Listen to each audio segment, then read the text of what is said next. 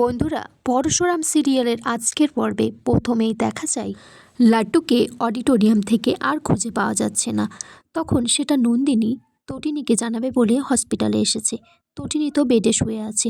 নন্দিনী তখন চিৎকার করে বলছে, তটিনী, তোর ছেলে লাড্ডু মিসিং হয়ে গেছে, ওকে খুঁজে পাওয়া যাচ্ছে না।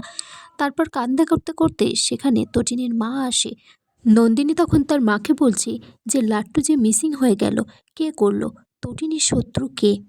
এদিকে স্পেশাল ব্রাঞ্চে পরশুরাম সমস্ত গুন্ডাদেরকে খুব মারছে আর বলছে যে মুখ খুলতে, লাড্ডু কোথায়। নন্দিনী তখন পরশুরামকে ফোন করে বলে যে তটিনীর অপারেশন সাকসেসফুল হয়ে গেছে, কিন্তু আমি লাড্ডুর কথা অনেকবার ওকে বলার চেষ্টা করলাম, কিন্তু ওর তো জ্ঞানই ফিরছে না।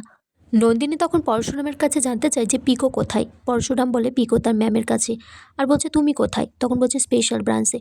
নন্দিনী বলছে স্পেশাল ব্রাঞ্চে থেকে আর কি হবে, ওরা তো পুরোটাই ব্যর্থ। পরশুরাম তারপর গুন্ডাগুলোকে আবার মারতে থাকে। সেখানে শীতল আসে। শীতল বলছে, তোমার সরস্বতী পুজোর দিন বাড়িতে খিচুড়ি রান্না হয়েছে, সেটা নিশ্চয়ই আমি পাবো। শীতল বলছে, তারপর কিন্তু আমরা দুজনে হাত ধরে ঘুরতে যাব। তখন পরশুরাম শীতলের মাথায় বন্দুক ধরে বলে যে বলো লাড্ডু কোথায়, না হলে কিন্তু তোমাকে মেরে ফেলবো। তখন শীতল বলে যে না, এটা ভুল করো না, এখন বসন্তকাল, চারিদিকে কোকিলের ডাক, মনটাও কেমন ফুরফুর করছে। তখন বলরামকে ফোন করে জানায় যে লাড্ডুকে একটা গঙ্গার ধারে তার জামা কাপড় পাওয়া গেছে। পরশুরাম তারপর শীতলকে বলছে যে আমার লাড্ডু বেঁচে আছে তো, নাকি তাকে তোমরা মেরে দিয়েছো। শীতল বলছে যে বিজিত লাহিড়ী ওর আসল নাম নয়, ওকে ইন্টারন্যাশনাল সবাই চেনে অন্য নামে, যেটা পরশুরাম জেনে গেছে, তাই তাকে হাই ভোল্টেজ তো পেতেই হবে।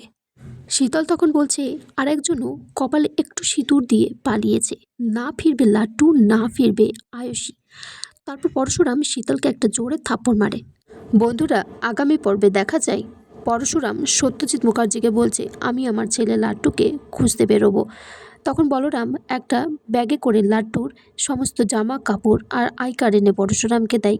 এদিকে নন্দিনী ফোন করেছে পরশুরামকে, বলছে যে তটিনীর একটু একটু করে জ্ঞান ফিরছে। তারপর নন্দিনী তটিনীকে জানায় যে তার ছেলে লাড্ডু মিসিং।